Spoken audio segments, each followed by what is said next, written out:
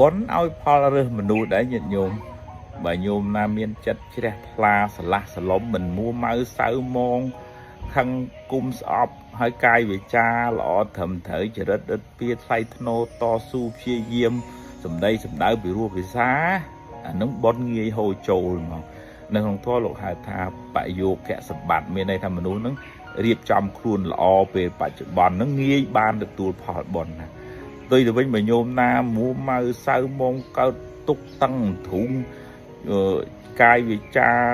ជេរបន្តិចផ្ដាសាឆ្លោះប្តីឆ្លោះប្រពន្ធអានឹងបនមិនងាយមកហើយវាស្ទះលូហ្មងនៅក្នុងធម៌លោកហៅបយោគៈវិបត្តិមានន័យថា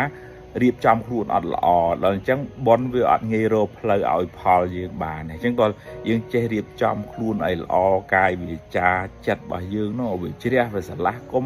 មួម៉ៅសៅមងអានឹងទើបបនងាយឲ្យផល